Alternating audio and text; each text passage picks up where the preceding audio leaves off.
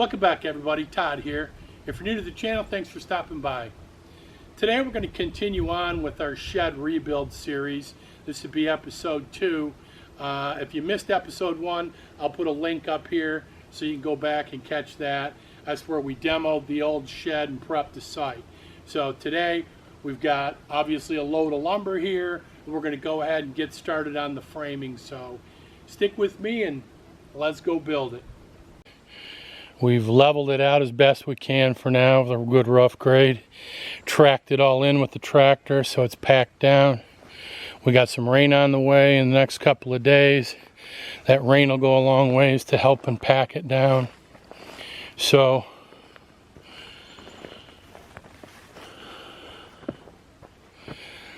that is looking like a good building site. And we get that scrap out of there. Get that building out of here, and we're in business. Next step is to get some wood up here and get some framing going. I've gone ahead and marked on the, you can see the treated bottom plate. There's your top plate. I've gone ahead and marked them out, 16 on center all the way across, and did the same thing on this one. So those are my two side walls. They'll go on, this is the, over here where I'm standing is the north side, over towards the shed is the south side. I know somebody's going to ask me for plans. That's the best I got for you. I just scratched down some math so that I can keep it straight. That's the plan I'm working off of. Don't ask me for blueprints because that's all you got. Okay. So let's keep moving. So then our next step is really going to be to grab those 2x4s, and each wall is going to require 7 2x4s to be cut down. So I'm going to go ahead and cut down 14 of them.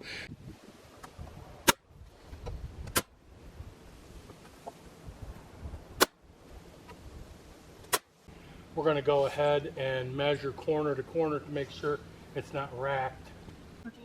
So I'm going to stick this out, I think. It needs to go that way, so I can cut over.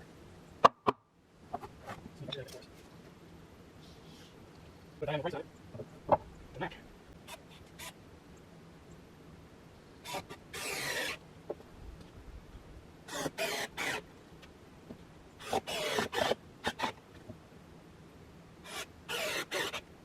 Alright, that's your ornament. That's where first, stand back up so they're reasonable. One down. We've got the sidewall number 2 built. I got it all squared up. I'm going to stand it up against the shed with the other one. The reason I'm standing these out of the way is because this gives me the concrete surface to work for building my walls, and I want to get them all built here, and then I can reassemble it. Okay, I just finished cutting the boards for this header. So I got 2x6s. I'm going with a 4-foot wide header. I just cut some scrap OSB 1/2 inch. That'll give me, 4.5 inches. That'll match up, or it'll give me 3.5 inches rather, and that'll match up with the width of the top plate. So I'm going to go ahead and nail this all together, and I'll let you take a look at it when I'm done. There's the header. That'll carry it for sure. Here's a look at my front wall sketch. Again, I don't have plans other than these drawings that I put together. Here's the sketch of the back wall. I've got my drawing. Here's my top and bottom plate for my back wall, final wall to build. So I'm going to go ahead and mark this out with where my stud locations are. I'll cut it to length, cut all of my studs to length, and then I'll assemble it and bring you back to show you the final wall. Okay, I got all my studs cut. I'm ready to go. I've taken the front wall off of the slab. I've stood it up. I've been able to rack it. I've got it right where I want it. I'm going to put a brace on to hold that. and then I'll build this back wall right on the deck and stage it with ladders and whatnot so that I can put at least 2 walls up and start building it. So I guess the next time you see it, you'll see me trying to stand walls. As you can see, I got the sill seal on. I just stapled it to the bottom. So if you're not familiar with that, it just it gives you a good seal. It's like caulking it, only it's a synthetic and it won't break down. And so that'll give us a good airtight, watertight strip across the bottom, and we'll set that up underneath all the plates. That'll also keep the concrete, when it wicks water up from moisture up from the ground, it won't transfer that moisture into your bottom plates. Okay, let's see how well this is going to work.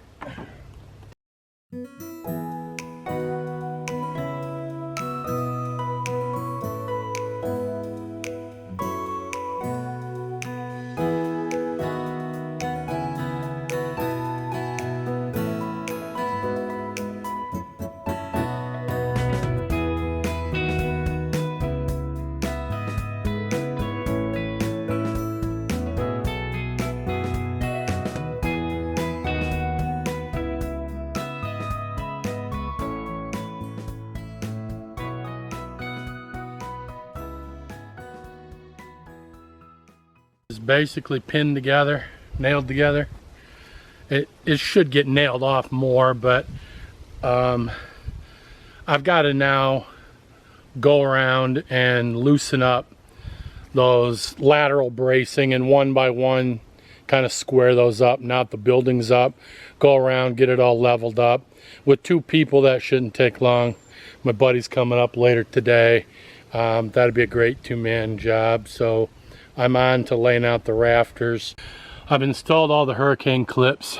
That gives me a place to put the rafters. I've cut my test rafter and now I'm using that to duplicate. You can see I got the hurricane clips up on the top. So there's one plus my templated one. So now it's just a matter of cutting them all out, tracing them and cutting them. So that's what I'm working on now. Here's the bird's mouth up top that I cut, sitting in the hurricane clip. That'll get fastened. And then I got a bird's mouth cut down at the back end there too. So everything's setting pretty good. For me, that's close enough to calling it good for a shed, man.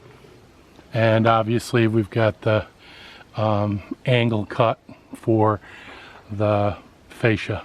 We went ahead and loosened up all that cross bracing, used the 5-foot level or 6-foot level, and got the building completely leveled out. And now I'm just using a palm nailer there to go through and fasten all of the fasteners on those hurricane clips.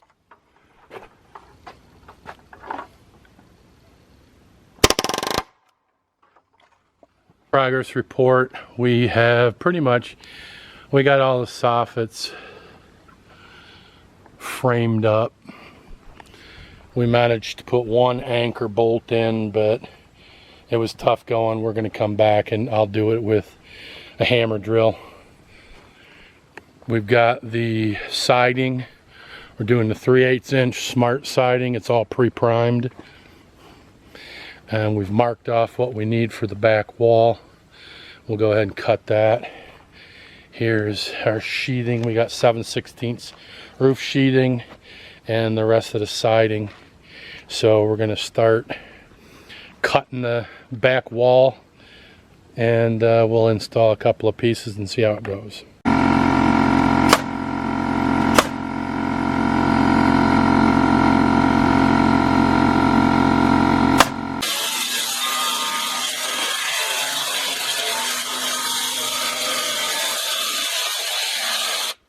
We've got the front sided. Part of the side, decided to just take that right up through onto the rafter and cut it there. It's easier than monkeying it all over the place. That'll be covered with a soffit anyways. Swing around behind here, show you the back back is done. Starting to actually look like a building, isn't it? We've got to run some blocking down the side of that rafter, the outside rafter, so we'll have something to attach the soffit to, kind of ladder it, right? Okay, just a little bit of progress. We went ahead and put those nailers in for the soffits. Got it over here, and we'll be moving on to roof sheathing.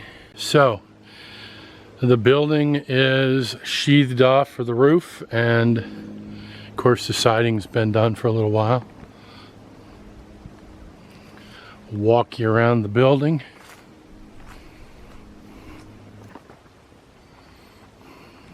So I've gone ahead and cut out the F channel around my rafters so I could slide it all the way up to the top like a piece of utility.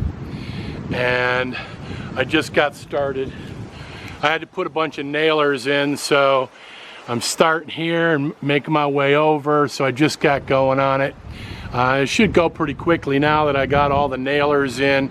The problem was to move my F channel all the way up like that. You can see I got blocking up there to nail my F channel to, so that took some time to get all that blocking in. Had to get blocking in to be able to get this other piece of F channel so I can work my way down the rake. But it's all blocked up now, ready to go.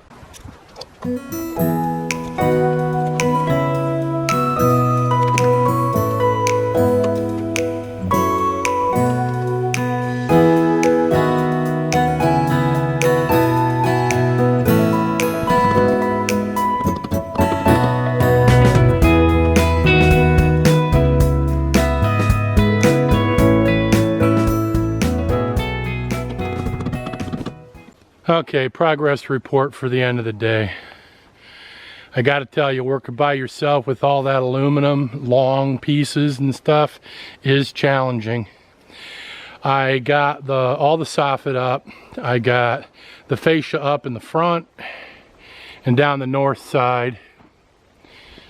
I had to face nail it up along the top because of the issues that I'm going to have with my drip edge. It's just because of the angle of the roof. With that shed roof, it's going to be funky, so it won't hold it alone, so I had to face nail it. So of course the minute you start face nailing aluminum soffit, you're going to have oil canning. That's just all there is to it. But it is a maintenance free exterior. That's really what I'm going for, and I really need to get all of my fascia on before I can throw that drip edge over top of it, because again, I'm face nailing the top edge of it. So that'll be first order of business tomorrow.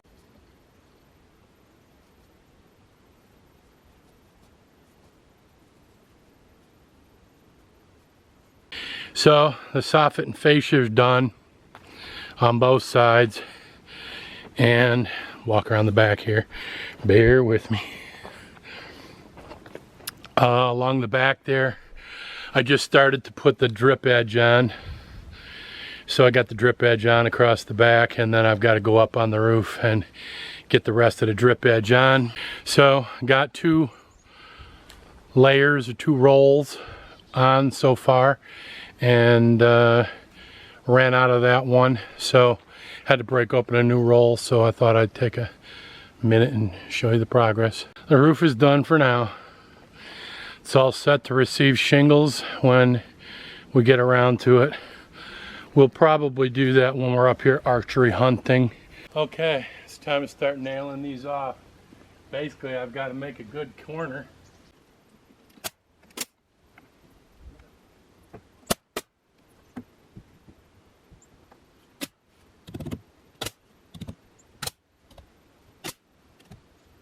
You can see, not only did I get the corner 1x boards primed, but I got it all installed. So I got all 4 corners trimmed out. I got the door opening cased out. It's a great shop day. So yesterday I was fortunate enough to get the plywood cut and some of the 2x4s cut outside in the driveway before it started to rain. So at least I got that much done. So today we're going to go ahead and put this thing together, fasten it. The door is 40 inches wide by 80 inches tall. And I've gone ahead and cut my 2x4s for the perimeter. And then I've got a cross brace there that's cut up. Got the angles and got that cut up. I'm using my Craig jig here, and I'm going to put some pocket holes in there. I've gone ahead and attached the other end. Now we're going to do this end. So first thing that I'm doing here is using my glue. This is Tight Bond 2.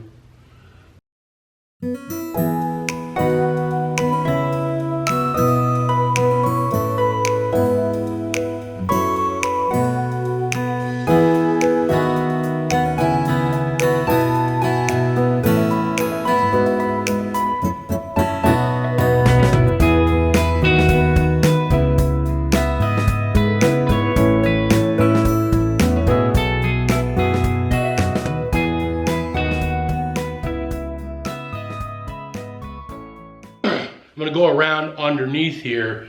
I'm going to staple the plywood to the boards, to the frame. I'm not going to staple the whole thing off. I could do that after I flip it.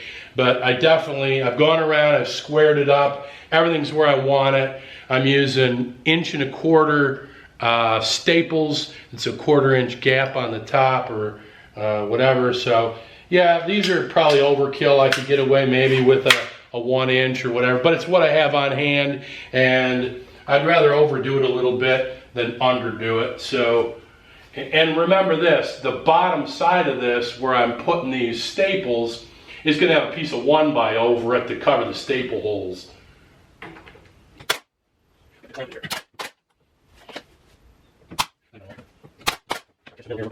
So I've been able to come out into the driveway and start cutting my trim boards for the outside. You can see that I've got these 45'd up. So all the way around we're going to do 45s. And then we're going to do at least one cross in the center, maybe two. I'll see once I get it all framed in, but that's what we're working on now. I've got the frame, the trim all cut out. The outside of it's all nailed in. I use 2-inch 16 gauge finish nails, you can see around the edge there. So that's going all the way through the 1x, through the plywood, and well into the 2x4s. So that'll help really secure it and sandwich it around the edges. So far I've been dodging the rain. I was able to get this whole thing primed. The door is hung. I'll show you that a little bit better here in a few minutes, but let's move on. So here's our power in to the other building. All buried up and good to go. Greg's working on a couple of pull chain lights. We got the refrigerator in place. The electrical box is back there. You'll have to trust me on that. We're just putting these in temporarily. You can see we've run a lot of extra Romex there on both of these lights so we can relocate them later. Before I knock off for the night, we turn the power on. Here's our 2 pull chains looking good. We got the refrigerator in place. Hey, guess what? It's working. Fired it up. Sounds like it's kicking out some cold. We're gonna leave it run overnight just to make sure that the trip up didn't do anything to screw up the refrigerant, but everything's looking pretty good, and we're going to put the latch on now and call it a day.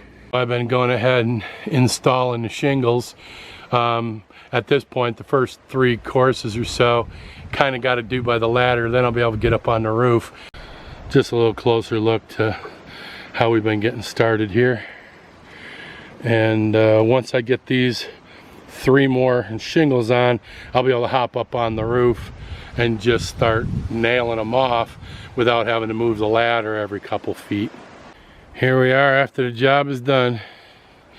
It took a little bit longer than we expected, but a lot of cuts across the top to make the front edge work. But yeah, it looks good. And I think the color is gonna work out well with that stain color of the shed. We're gonna obviously stain this shed the same color as that one, which will match up well with the cabin. So yeah, I think everything turned out nice. And once begun, half done. She's doing a marvelous job of cutting it all in. The prep is done. It's on.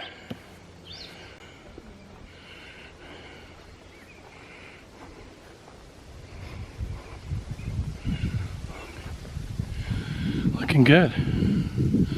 Looking way good. It's the next morning. The freshly stained shed looks nice. It's only got one coat on it at this point, but very, very nice.